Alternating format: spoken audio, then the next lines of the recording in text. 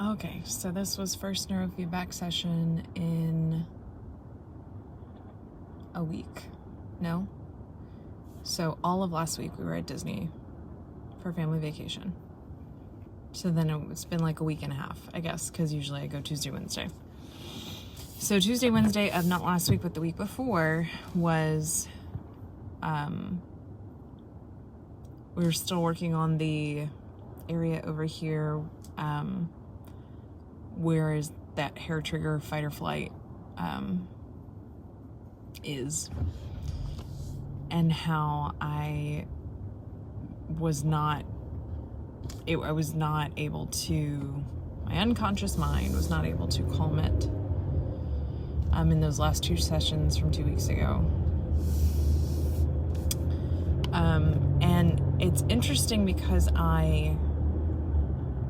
last week while we were at Disney, the week prior, really, I think starting Monday, I started noticing it on Monday of that week, where I was feeling very anxious, like physical manifestations of anxiety for me, where I felt very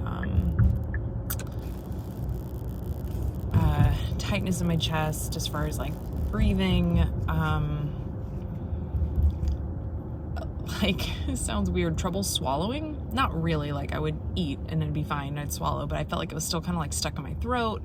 Now I need to like drink something and like get it down. Headaches, for me, classic symptoms of anxiety. And so I was trying to suss out like what triggered it, what started it. And I still don't know, but this kind of anxious, chunk of time has lasted for a couple weeks now. And it's not a constant thing. I mean, it is a constant thing, but it's like a low simmer. So I'm still, like, I had a lot of fun at Disney. We had a great vacation. You know, it's like I'm living my life, but I'm feeling it. And since I went off my medication in July, I titrated off of it, and then I began neurofeedback, October.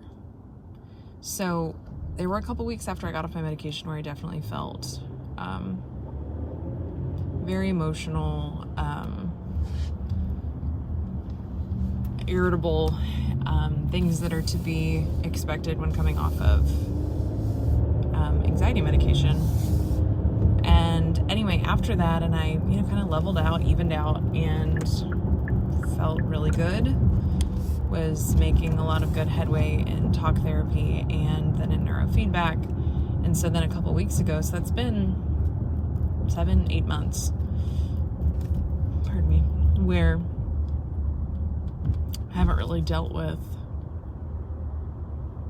intense feelings like this, as far as like my anxiety rearing its head in this manner again, where it's like felt really prolonged.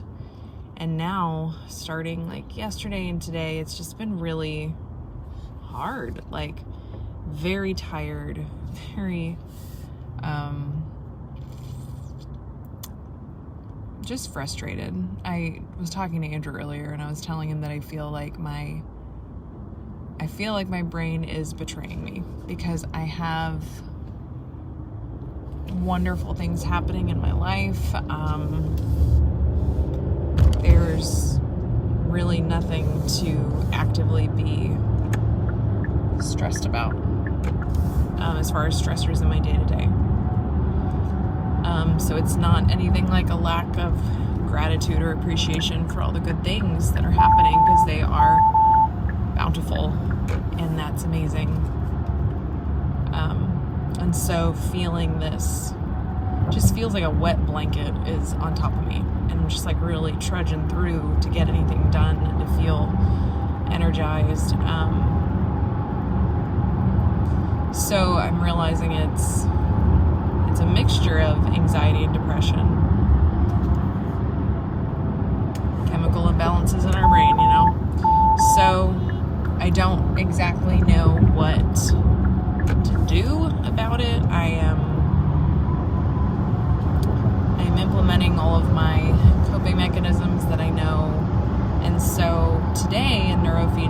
we started on the parietal lobe, and that he was saying that getting that to calm, it's working the somatic elements, helping with that. So today was about getting the baseline for it, and then starting tomorrow, and then the subsequent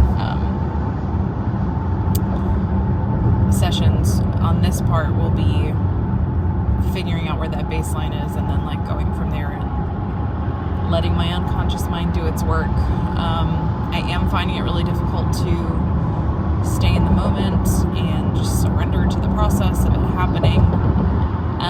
Stephen was talking to me about how when you work, the area we were working, where it's, again, with that fight or flight, kind of that hair trigger response for me, it's hard. It's hard on your mind. It's a difficult thing to ask your brain to do, to let go of these long-held ways of dealing with things. And he said a lot of it deals with suppression. So I have been, apparently for a very long time, suppressing. And I asked him, I was like, like an event, suppressing like feelings, and he was like, it could be anything or all of the things. I'm like, okay, great, cool. So asking my brain to not do that has been proving really difficult. And so that could very well have stirred up or released stuff and things causing this bout of anxiety. So then like when you're anxious for so long and you're at this high level of anxiety, there's a point where you like cap out on it, and then you like drop, and that's where that like depressive feelings come from, where you can only be at a 10 for so long as far as anxiety is concerned, and then you're gonna come down from it, and that looks like depression. This is how I feel today. I know it is not forever, and I know that it is something that will pass, and that I will go through it. I have a really beautiful support system. It's just hard right now. I'm going to go home and I'm going to do some yoga. That usually tends to help, kind of just help regulate my nervous system in general and help quiet my mind a bit, hopefully. And just be really gentle with myself, because I'm obviously going through something.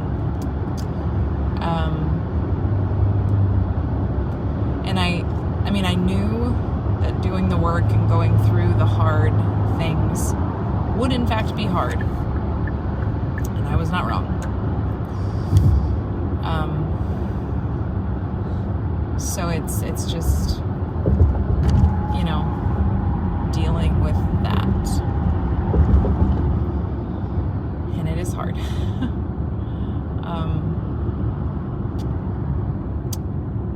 Just keep telling myself the only way out is through.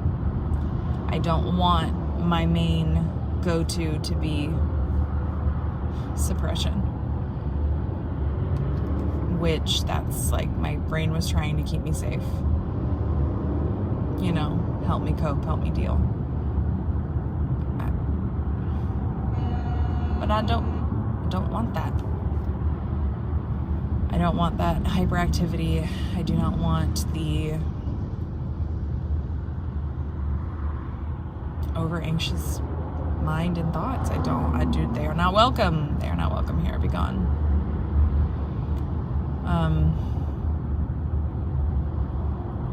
So I know that I'm doing what I'm supposed to be doing. And that is good. But it is hard and I am tired. So that's where I'm at today.